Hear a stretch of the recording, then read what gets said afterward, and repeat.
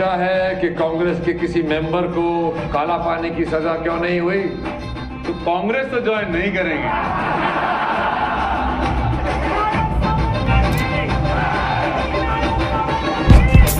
कांग्रेस मुसलमानों का पक्ष ले रही है तो हम हिंदुओं का कौन? और हमें मुस्लिम लीग की तरह हिंदुओं के लिए स्पेशल राइट्स नहीं चाहिए। बॉलीवुड जैसे इंडस्ट्री में वास्तविकता से एक फ़िल्म बनाना काफ़ी मुश्किल होता है, और अगर कोई वैसे फिल्म बनाने की कोशिश करता है तो एक तो उसे दबाया जाता है, उसके सारे के सारे सोर्सेस जो होते हैं जहाँ से उस दिग्दर्शक को पैसे मिलेंगे फ़िल्म बनाने के लिए, प्रोडक्शन में पैसे मिलेंगे, वो रुका दिए जाते हैं, या उसको डिस्ट्रीब्यूटर ही नहीं मिलता। ऐसे काफ़ी सारे फिल्म मेकर से उनकी फ़िल्म बंद पड़ी है, क्योंकि बॉलीवुड में काफ़ी ज़्यादा ऐसे गैंग्स होते हैं। गैंग्स में इसलिए बोल रहा हूँ क्योंकि इनका काम बुली करना ही होता है। हम ग्रुप्स भी बोल सकते हैं उसे, पर ग्रुप्स बोलने के बाद मुझे वो इतने सीधे साधे ग्रुप नहीं लगते, एक मोनोपोली चलती है। ये हम बात कर रहे हैं वीर सावरकर फिल्म के बारे में। वीर सावरकर फिल्म जो डायरेक्ट कर रहे हैं रणदीप हुडा।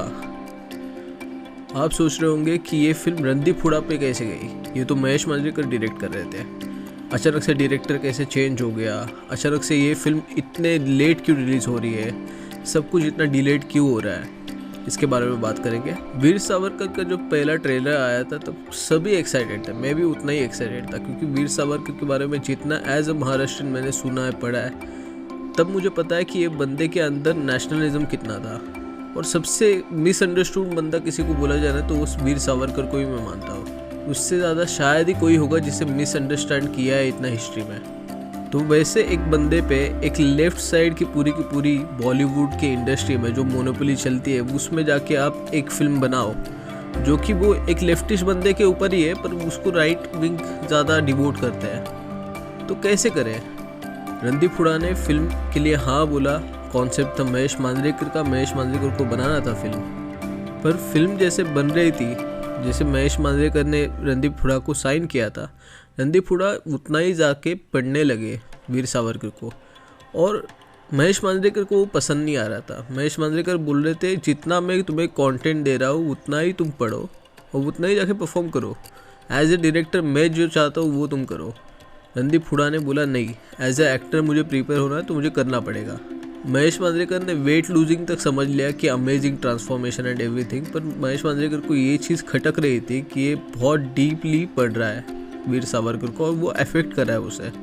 कुछ दिन के बाद जब महेश मांजरेकर जी उनके मिलने के लिए गए थे तो वो बात भी सावरकर जैसे करने लगे थे। इस लेवल की एक्टिंग प्रोसेस चालू थी रणदीप हुडा की।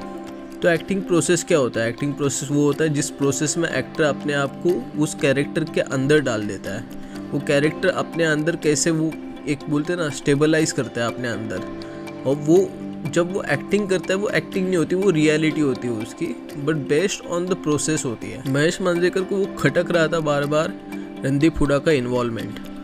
रणदीप हुडा को वो बार बार बोल रहे थे ये जो चीज़ें तुम कर रहे हो मुझे पसंद नहीं है। रणदीप हुडा ने स्क्रिप्ट में चेंजेस लाई, चेंजेस आने कुछ चीज़ें ऐसी भी डाली जो महेश मांजरेकर ने अवॉइड की थी। जैसे काफ़ी ज़्यादा बायोपिक्स में होता है आजकल कि एक साइड पूरी की पूरी ब्लाइंड रख दो, लोगों को समझ में नहीं आएगा क्या हुआ था। महेश मांजरेकर ने इस बात के लेके बहुत ज़्यादा प्रोड्यूसर्स को जाके सुनाया कि मुझे पसंद नहीं आ रहा है। तब रणदीप हुडा ने अपने प्रोड्यूसर्स को अपने तरफ ये कर लिया और बोला कि ये फिल्म मैं बनाऊँगा, मुझे फ़र्क नहीं पड़ रहा, महेश मांजरेकर को लीव करना है तो लीव करे, फिल्म जैसे बन रही है वैसे ही बनेगी। अभी बात करते हैं फिल्म कैसी है। भाई ये फिल्म देखेगी ना, ये फिल्म प्रोपेगेंडा है क्या, ये फिल्म में क्या हो रहा है, बीजेपी का समर्थन के लिए बनी है क्या? ये देखिए, हालांकि इस काल में ऐसी फिल्में बहुत बनी है जो बीजेपी की स्पॉन्सर्ड लगती है, और बहुत सारी चीज़ें, बहुत सारी फिल्में मैंने खुद ने स्किप की है इसी रीज़न की वजह से, क्योंकि मुझे कोई प्रोपेगेंडा से नहीं जाना है या फिर मुझे किसी की फोर्स एजेंडा का पार्ट नहीं बनना है। कश्मीर फाइल्स में देखने गया था इसलिए क्योंकि मैंने कश्मीरी पंडितों की काफ़ी ज़्यादा पीड़ा जो होती है वो मैंने देखी है, मैंने सुनी है, और तब जाके मैं कश्मीर फाइल्स देखा। कश्मीर फाइल्स देख के भी मैं डिसअपॉइंट हो गया था, क्योंकि मुझे नहीं लगा कि जस्टिस हुआ है to the story of Kashmiri Pandits. पर कोई पहली बार वो एक टॉपिक उठा रहा था, इसलिए विवेक अग्निहोत्री को सर पे चढ़ाया था सबने। जितनी घटिया मुझे कश्मीर फाइल्स लगी थी, जितनी घटिया मुझे ब्रह्मास्त्र लगी थी उससे 10 गुना बेहतर ये फिल्म है वीर सावरकर। टेक्निकली बहुत स्ट्रॉन्ग है, जैसी सिनेमेटोग्राफी है ये लगती नहीं कि लो बजट है। जिस तरीके का ये एरा बनाया गया है इसमें, मतलब एक 70s-80s का जो एरा दिखाया है लगभग, वो एरा अगर आप देखते हो ना तब आपको समझ में आता है कि इन्होंने पैसे इसे भी जेब से कम पैसे नहीं गए।